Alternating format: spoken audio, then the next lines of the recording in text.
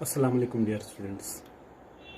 The first lesson of your English text Tulip series class 10th with title Footprints Without Feet written by H.G. Wells. ये जो Footprints Without Feet है इसमें क्या होता है, इसमें एक साइंटिस्ट होता है, वो बिल्कुल आउटला होता है। आउटला से हम बागी बोलते हैं। वो ना अपनी गवर्नमेंट का कानून मानता है और ना ही अपनी जो उसकी लैंडलॉर्ड होती है वो उसका भी कानून नहीं मानता है। तो ये एक ड्रग तैयार करता है जिसको वो पीने से बिल्कुल इनविजिबल हो जाता है। जब ये इनविजिबल होता है तो जब भी ये चलता है तो अपने पैरों के निशान छोड़ता है।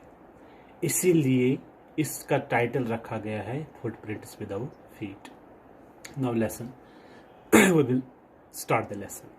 इन द एपिग्राफ किसे बोलते हैं हम? जो ये नीचे रेक्टेंगुलर शेप में लिखा गया है इसे एपिग्राफ बोलते हैं। सारे लेसन का क्लाइमैक्स इसी एपिग्राफ में होता है dear students. Now let us read. Can a man become invisible? क्या एक इंसान, ये हमें क्वेश्चन पूछता है यहाँ पे, क्या एक इंसान इनविजिबल हो सकता है? This is the story of a scientist. ये एक साइंसदान की एक कहानी है। हु डिस्कवर्स, जो खोज करता है, how to make himself invisible, अपने आप को कैसे इनविजिबल बनाए। इनविजिबल मीन्स जो इंसान या जो चीज नहीं दिखाई दे, जिसका एंटोनिम है visible. He is a homeless wanderer. जो ये साइंसदान होता है, जो साइंटिस्ट होता है, इसमें वो होमलेस होता है, उसका घर बार नहीं होता है। वंडरर, वो भटकने वाला होता है। विदाउट क्लोथ्स, उसके पास कपड़े भी नहीं होते हैं। एंड विदाउट मनी, उसके पास पैसे भी नहीं होते। Does he work in his laboratory? क्या उसे अपनी लेबोरेटरी में काम करना चाहिए? और डज ही वंडर, क्या उसे भटकना चाहिए अबाउट द कंट्री साइड, गाँव में? Read the story and find out the curious episodes. ये दलील हम पढ़ेंगे और हम इसमें देखेंगे find out the curious. Curious means अजीब, अनोखे। एपिसोड्स, किस्से। इस दलील में हम ये पढ़ेंगे, स्टोरी में हम ये पढ़ेंगे उसने कौन से अजीबो गरीब किस्से किए हैं that occur in the story, जो इस स्टोरी में दिए गए हैं। Now let us read. The two boys started in surprise. दो बच्चे थे। The two boys started in surprise at fresh muddy imprints of a pair of bare feet. दो बच्चे थे, वो बिल्कुल हैरान होते हैं जब वो देखते हैं पैरों के निशान, पर इंसान उन्हें नजर नहीं आता है। What was barefooted man doing on the steps of a house? ये barefooted man जो है, ये सीढ़ियों पे क्या करता था? इसने अपने पैरों के निशान छोड़े हैं, वो यहाँ क्या करता था। मतलब अगर हमारे घर में हमारी बहनों ने या हमारी माँ ने कॉरिडोर अच्छे से ठीक किया हो, तो जब हम ऐसे आते हैं, बेयर फुटेड आते हैं, तो हम निशान छोड़ते हैं, तो वो यही बताती है कि किसके पैर है, मैंने अभी इसको साफ किया था, ये अपने निशान किसने डाले। In the middle of the London की बीचों बीच। And where was the man? Footprints है तो इंसान कहाँ है? That was strange. That was curious episode in the story. Footprints are present here, but the man is invisible. As they gazed, वो नजर दे रहे थे। A remarkable sight met their eyes. उनकी आंखों के सामने एक यादगार लम्हा बन गया। Remarkable sight, वो नजारा जो याद रखने वाला था। A fresh footmark appeared from nowhere. दूसरा एक पैरों का निशान आ गया, वो पता नहीं था वो कहां से आ गया। Further footprints followed one after another. पहले एक आता था, फिर दूसरा आता था, फिर दूसरा आता था। नोवेयर, पता नहीं था ये कहां से आते हैं। डिसेंडिंग द स्टेप्स, वो नीचे जा रहे थे। And progressing down the street, कहां तक? गली तक वो नीचे जा रहे थे। वो ऊपर सीढ़ियों से नीचे आ रहे थे वो निशान, और वो गली तक थे। The boys got fascinated. ये जो लड़के दो थे बहुत हैरान हो गए। एंड फॉलो, उन्होंने फॉलो करना शुरू कर दिया। वो इन फुटप्रिंट्स को फॉलो करते रहे। Until the muddy impression became fainter and fainter. जो ये muddy impression था, जिसके ये निशान थे, अपने पैरों के निशान थे, इनमें कीचड़ थी, तो अभी धीरे धीरे फेंट होने लगे। मतलब यहाँ ज्यादा कीचड़ उन्होंने डाली, यहाँ कम, यहाँ कम, कम कम कम और कम। मैं बताता हूँ आपको फेंट किसे बोलते हैं। अगर हमें गाड़ी की आवाज़ सुनाई देती है तो हम कान लगा के देखते हैं, है कि नहीं?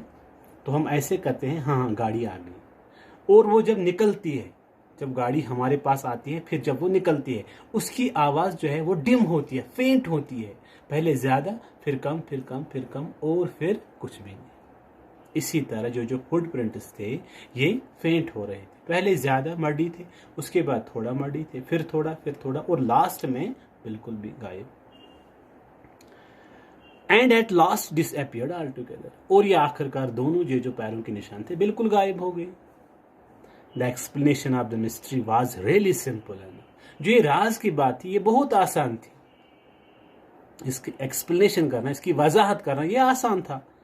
The bewildered boys, bewildered means हैरान कुन लड़के, ये जो हैरान कुन लड़के थे, had been following a scientist, वो एक साइंसदान को फॉलो कर रहे थे, उसको चेज कर रहे थे। वो हु हैड जस्ट डिस्कवर्ड, जिसने अभी खोज किया था, क्या? How to make the human body transparent, एक ह्यूमन बॉडी कैसे ट्रांसपेरेंट बनाई जाए। एक रेयर ड्रग के साथ अगर वो पिएगा इंसान की बॉडी ट्रांसपेरेंट हो जाएगी। जब इंसान ट्रांसपेरेंट हो जाएगा, obviously he will be invisible. Dear students, Griffin, इस साइंटिस्ट का नाम था Griffin. The scientist had carried out experiment after experiment, उसने बहुत से एक्सपेरिमेंट किए थे, पहले एक, फिर बाद में दूसरा, फिर बाद में दूसरा, experiment after experiment, to prove, ये साबित करने के लिए, that the human body could became invisible, इंसान की जो अपना फिजिक है, इंसान की जो शक्ल सूरत है, वो ट्रांसपेरेंट बनाए, वो इनविजिबल बनाई जा सकती है। कैसे? फाइनली ही स्वेलोड, उसने निगलाया, उसने निगलना शुरू किया सर्टन रेयर ड्रग्स, कुछ नायाब ड्रग्स, दवाई, and his body became as transparent as a sheet of glass, तो उसकी बॉडी ऐसी ट्रांसपेरेंट हो गई जैसा एक शीट ऑफ गिलास होता है। मतलब गिलास शीट जो होता है, हमारी नजर उसके आर पार होती है।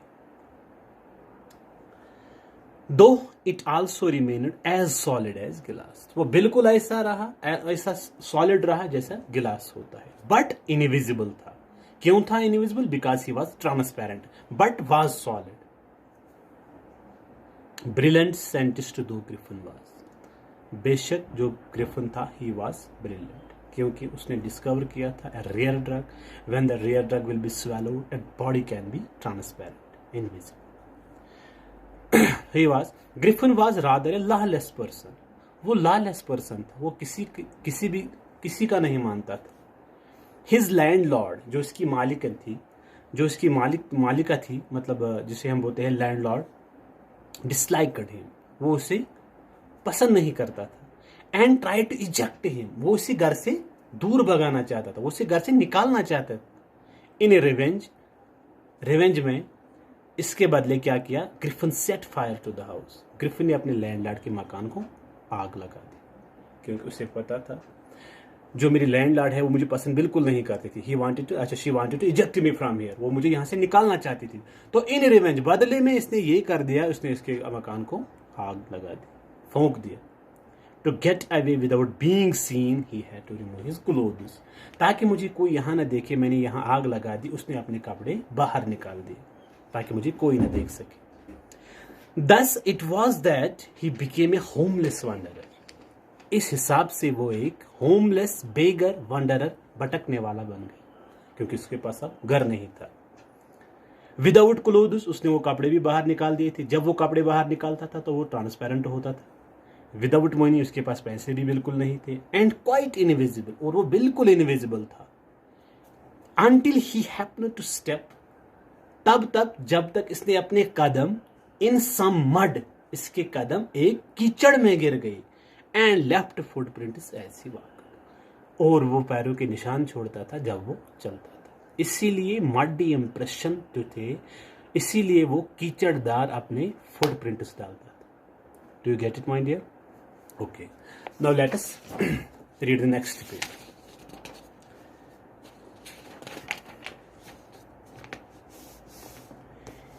He escaped easily enough from the boys. वो उन लड़कों के सामने जो उसे फॉलो कर रहे थे अच्छी तरह चल गया.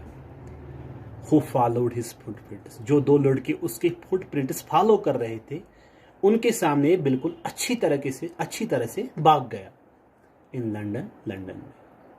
But his adventures by no means over. जो इसने अजीबोगरीब कारनामे किए, एडवेंचर जो था वो अभी खत्म नहीं हुए. He had chosen a bad time of the year to wander about London without clothes.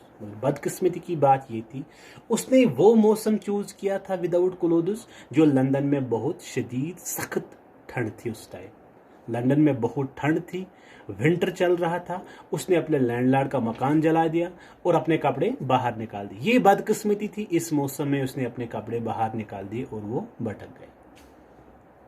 It was mid winter. Mid winter means हम इसे कश्मीरी में बोलते हैं चिलाई कलाम, विच starts from 21st December. A harshness of winter seems to us at that time. Chilly guts of it. The air was bitterly cold. जो हवा थी बिल्कुल ठंड थी, जिसे हम बोलते हैं कड़ाके की ठंड थी. And he could not do without clothes. वो कपड़ों के बिना नहीं रह पा सकता था, कुछ भी नहीं कर सकता था वो कपड़ों के बिना. Instead of walking about the streets, ताकि वो गलियों में चल सके, उसने क्या किया, इसके बजाय he decided to slip. उसने यही किया decided to slip into a big London store for warmth. वो लंदन के एक स्टोर में चला गया, छलांग मारी उसने, वहां चला गया. किसके लिए? फॉर वार्मथ, ताकि अपने आप को वो गर्व महसूस कर सके. वहां कुछ ऐसा मिल जाए ताकि वो अपने आप को गर्मी दे सके. कल हम इंशाल्लाह इससे आगे पढ़ेंगे. फिर अमान.